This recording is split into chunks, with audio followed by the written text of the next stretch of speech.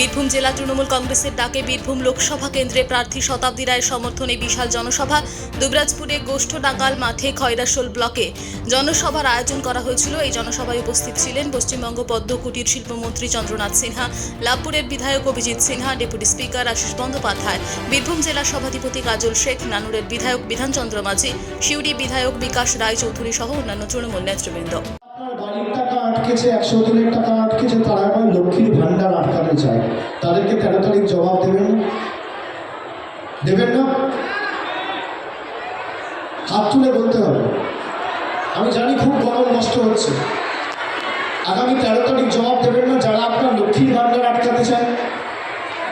আমি আপনাকে বলছি, বোতামটা এখানে টিপবেন, ভূমিকম্প দিল্লিতে হবে। আর আমি কথা দিয়ে যাচ্ছি, যতদিন তৃণমূল রয়েছে আর মমতা বন্দ্যোপাধ্যায়ের সরকার রয়েছে, যতদিন আমাদের সরকার রয়েছে, ভারতবর্ষের যত বড় শক্তি চেষ্টা করুক, আপনার লক্ষ্মীর ভান্ডার কেউ আটকাতে পারবে না। এটা আমাদের গ্যারান্টি। আগামী দিন বাড়ির ব্যবস্থাও আমাদের সরকার করবে। আর এই বছর 31 তারিখের আগে বাড়ির প্রথম কিস্তির টাকা আপনারা পেয়ে যাবেন, এই কথাটাও দিয়ে যাচ্ছি।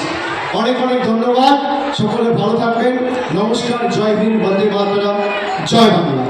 কি করতো আমারও তো দেখার ইচ্ছে ছিল, যেটা চাইছিলাম যে হোক, কিন্তু তার জন্যে আমার নির্বাচনের কোনো তফাৎ নেই, আমার জেতার কোনো তফাৎ নেই।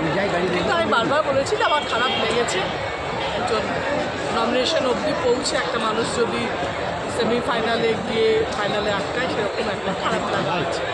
কিন্তু এটা অদ্ভুত, আমাকে হয়েছে কিনা কারোর ক্ষেত্রে আমার জানা নেই। এবং মানে লগ্নভ্রষ্ট হয়ে যাওয়ার মতো, বিয়ের পাত্র এসে বসা বন্ধুর সঙ্গে বিয়ে হয়ে গেল, সেরকম হয়ে গেছে ব্যাপারটা। অদ্ভুত কারণ দুঃখের।